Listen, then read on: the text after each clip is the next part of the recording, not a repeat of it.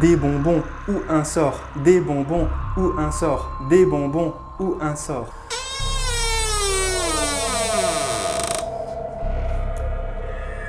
Désolé, j'ai pas de bonbons pour toi. Mais attends. Prends un œuf dur, c'est plein de vitamines et de protéines. Quoi, mais t'es sérieux? Allez, juste un petit bonbon, allez, s'il te plaît, s'il te plaît, s'il te plaît, s'il te plaît. Bon d'accord, juste un petit croco, mais le dis surtout à personne.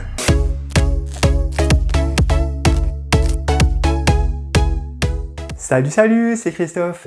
Bienvenue dans cette nouvelle vidéo. Alors, ce week-end, c'est Halloween et malgré le confinement qui a fortement contribué à limiter le terrain de chasse des bonbons d'Halloween de mes enfants, ils sont quand même revenus avec les poches remplies de bonbons. Et c'est ça qui m'a donné envie de vous faire cette vidéo sur les bonbons. Alors, un bonbon, c'est quoi? On va faire un peu d'histoire et essayer de retrouver l'origine du bonbon.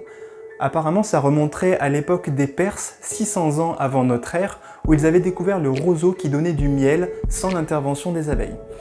Par la suite, les Grecs et les Romains ont commencé à utiliser le sucre comme moyen thérapeutique pour soigner ou purger les reins, l'estomac, les intestins et la vessie. Et c'est vers la fin du XVe siècle où un cuisinier a eu l'idée de mélanger plusieurs épices comme la cannelle, le gingembre ou encore des pignons de pin ou des amandes avec du sucre rissolé dans une poêle qui était dégusté en fin de repas trop riche.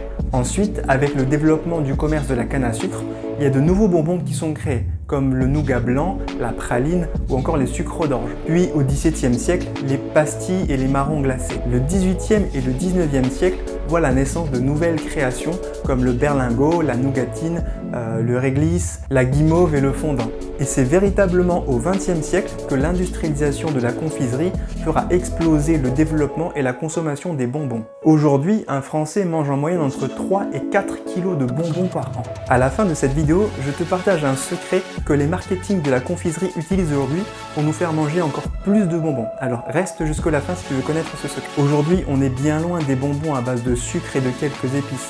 Dans les bonbons industriels, on retrouve de la gomme, des colorants, des additifs artificiels et des arômes toujours plus improbables pour satisfaire les papilles de nos chers chérubins. Prenons par exemple les têtes brûlées qui ont la cote auprès des enfants et même des plus grands à cause de ce petit côté acidulé et piquant que les enfants adorent. Pour ça, les confiseurs ajoutent de l'acide citrique et de l'acide malique dans leur préparation. Attention, la consommation élevée et prolongée de bonbons acides modifie le pH de la salive, ce qui augmente le risque de développer des caries et surtout que ça entraîne la déminéralisation, c'est pas facile à dire, la déminéralisation de l'émail dentaire.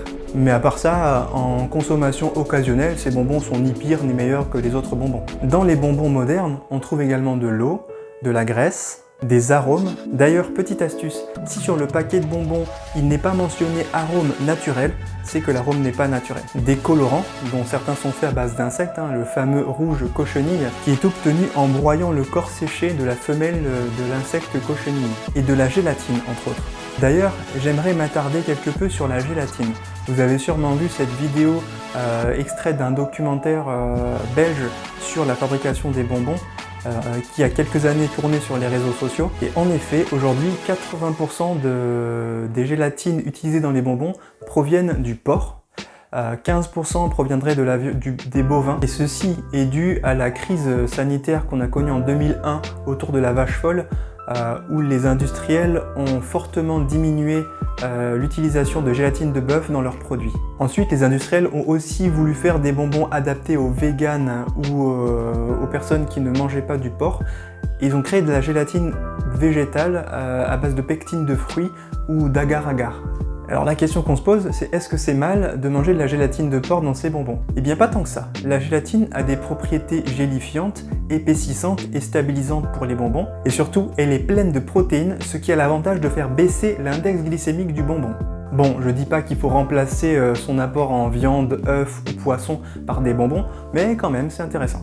En plus, les bonbons gélifiés doivent être mastiqués plus que les autres, ce qui a tendance à ralentir d'autant plus la diffusion du sucre dans le sang. Et je le dis et le répète, il faut mastiquer. Bon, maintenant, je vais vous parler de ces fameux additifs qui fâchent. Pour commencer, dans énormément de bonbons, on retrouve du sirop de glucose-fructose, dont le but est d'augmenter le goût sucré édulcoré des bonbons. Mais le problème, c'est que cet ingrédient a été démontré pour être fortement responsable dans l'épidémie d'obésité que connaît les États-Unis. En plus, il a un index glycémique très élevé, il favorise la prise de poids et la résistance à l'insuline. À éviter donc. Ensuite, le deuxième additif à éviter, c'est le E171, connu aussi sous le nom de dioxyde de titane.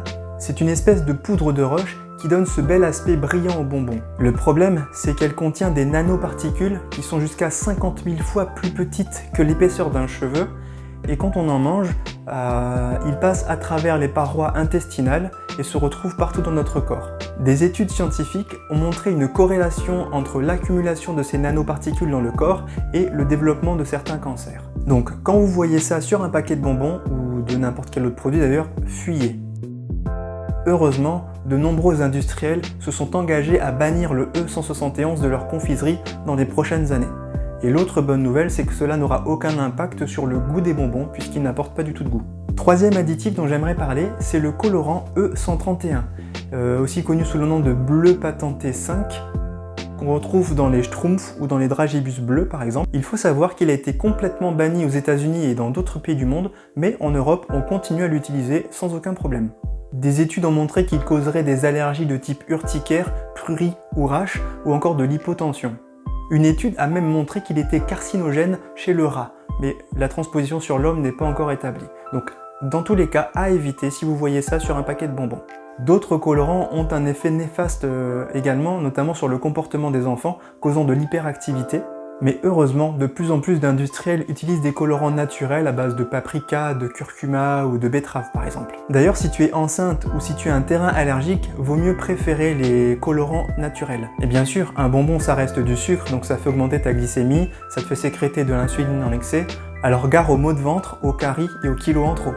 Du coup, on se pose la question, est-ce que ça serait mieux de manger des bonbons sans sucre? Le problème, c'est que dans ce type de bonbons, le sucre a été remplacé par des édulcorants comme l'isomalte ou le poliol, qui apportent quand même des calories, donc pas d'intérêt, et en plus, ils sont suspectés d'augmenter les troubles digestifs et les ballonnements. Bref, il vaut mieux encore se faire plaisir avec des vrais bonbons avec du sucre, tant que ça reste d'une manière modérée. Pour résumer, on a vu que les bonbons c'était du sucre, donc il faut pas en abuser. Il faut garder en tête que le bonbon n'a aucun intérêt nutritionnel, donc c'est purement pour se faire plaisir qu'on en mange, et c'est important de se faire plaisir. Il faut garder également en tête la recommandation de l'OMS qui dit qu'on ne doit pas manger plus de 5% de notre apport calorique en sucre, ce qui représente à peu près 25 grammes chez un adulte. Ensuite 2, à la limite les bonbons gélifiés sont les moins pires. 3, les bonbons sans sucre c'est une grosse blague, donc aucun intérêt. Et enfin, quand il y a trop d'additifs sur un paquet de bonbons, en général vaut mieux éviter. Comme promis, je vais vous partager la petite astuce qu'utilisent les marketing pour nous faire manger toujours plus de bonbons. Il faut savoir que plus il y a de couleurs dans un paquet de bonbons et plus on en mange. Et plus ces couleurs sont flashy, plus cette technique fonctionne. Si tu veux te contrôler et ne pas céder trop vite, choisis des paquets de bonbons qui sont monocouleurs. Merci d'avoir regardé ma vidéo jusqu'à la fin. Si elle t'a plu, mets-moi un pouce bleu. Si ce n'est pas encore le cas, abonne-toi à ma chaîne en cliquant sur la petite cloche pour être alerté de la sortie de mes futures vidéos. Moi je te dis à la semaine prochaine pour ma prochaine vidéo et d'ici là, prends soin de toi. Ciao ciao!